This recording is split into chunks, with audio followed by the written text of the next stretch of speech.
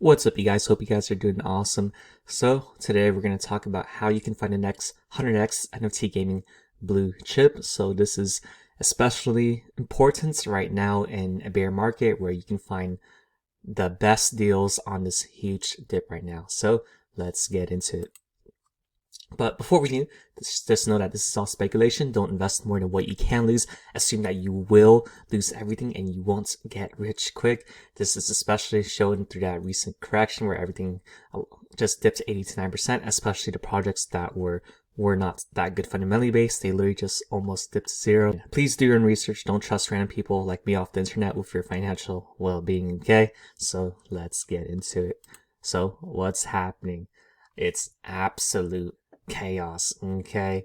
Or actually that period has passed. It's like more like the dead silence period. So the overall crypto market is currently a major correction. It's around the 40th day right now after it's started dipping down after it rose for around 4 months, so mid-July to mid-November. So this is a pretty healthy correction because it's been 4 months and it's only corrected 40 days. So what is that, like a third of it or something?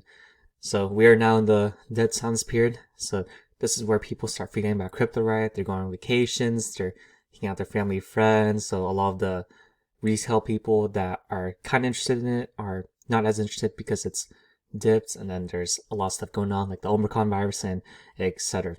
And also the FUDers are starting to disappear. So, like those people that rage a lot because the price decreased, now they're starting to leave the discords and they're doing their own thing. And what's left are the hardcore crypto people who are really in it for the culture, but overall there's like less volume and the pumps aren't as strong as there isn't mass retail here as much anymore. So it's more like horizontal price action, right? So is it time to run and panic, broski? Well, in my opinion, I think it's the exact opposite, right? So this is the perfect time to build relationships with other people that you wanted to build with, because during a bull market, there's a lot of noise, there's a bunch of people, so it's really hard to establish that. And it's a great time to help build a project or help build with projects, right? So during these times, getting jobs are a lot easier compared to the bull market because the game developers are just trying to just keep the game working, try to improve, so they just maintain all like the rush of people, right? While right now they're trying to really build and they're trying to reach out to people, especially to help maintain a great community. So there are plenty of opportunities right now to get some awesome jobs in your favorite communities. And you can get to blue chips already, right? So imagine getting into Axie Infinity when it was like $2, $3, $5, right? And those opportunities is what's happening right now during the dead silence period. So here are some traits that you can utilize with this checklist to go through the different games to see whether they're actually good or not. The first one is that the team is actually increasing their production, so they're consistently executing on time.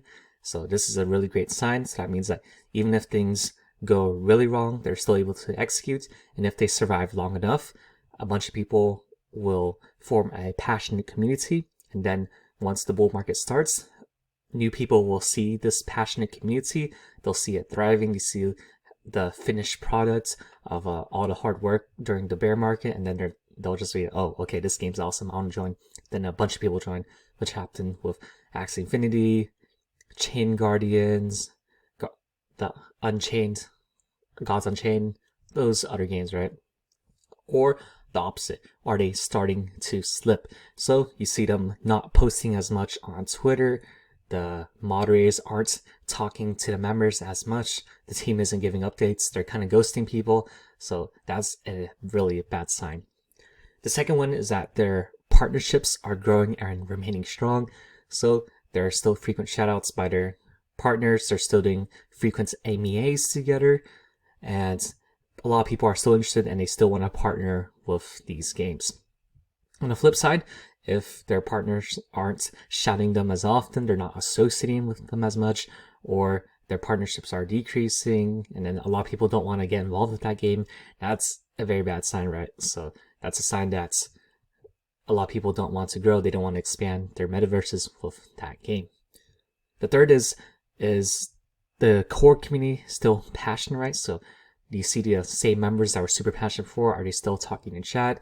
Are they still talking about the game? Are they still talking about their life? Are they still hanging out in the game and outside the game, right? Playing other games together too? Or do you see these same members migrating to other communities? So one of the most important currencies is attention and time, right? So the more you're able to hook in these very passionate members that are valuable contributors, the more this will help expand the game, right? So if you can hook in these super, let's nickname them superstar members, then they're going to help spread the game. They're going to help keep the game really active, right? But if you see these superstar members start migrating to other communities and they're contributing to that instead of spending their time and energy in the previous one, then that's a really bad sign. Fourth is, are there new people frequently joining the game? So if you check in the chats, there are people like, oh, hey, I just saw this game. How can I get started? How can I play? That's a really good sign. Or if you see in the chats that it's just like old members just talking about the same stuff over and over again, then that's probably a bad sign, right?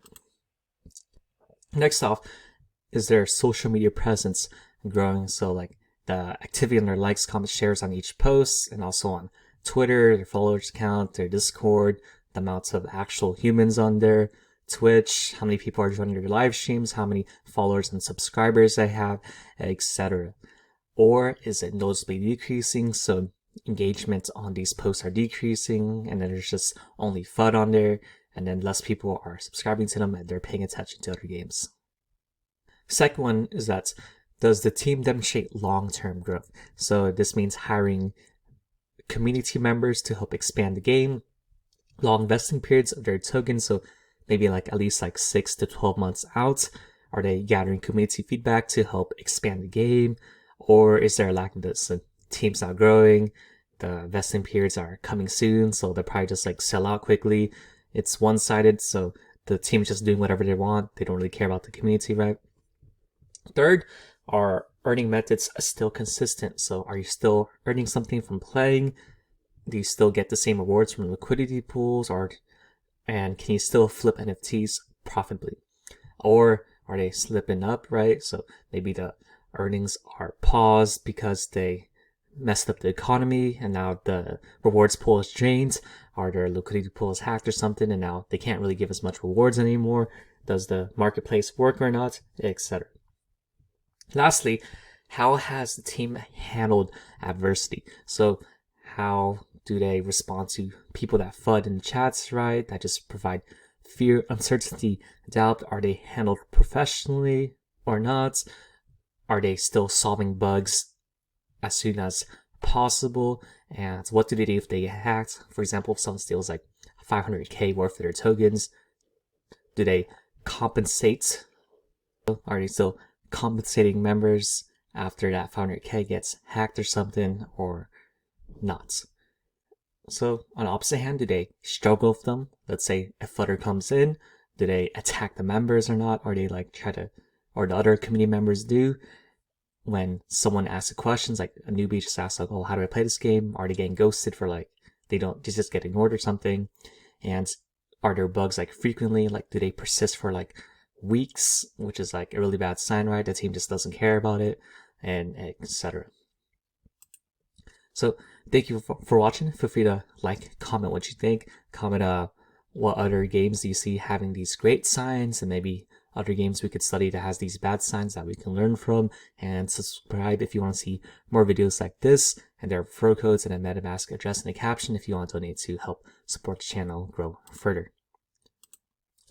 And most importantly, these videos are for entertainment purposes and are not recommendations, as I'm not a licensed professional, right? You win in crypto by surviving long term and collecting blue chips early, like these games, which right now is a perfect opportunity to.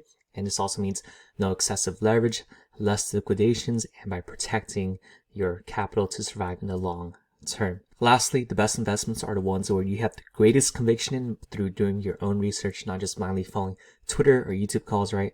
By the time you hear about it on social media, it's probably too late. And furthermore, the best play isn't some token. It's through contributing your unique personality and skill set to awesome community's needs, whether that be marketing, coding, artwork, community management, just anything that you have that's very unique to you, right? Instead of just relying on some external thing like some random token. So thank you guys for watching, and talk to y'all next time.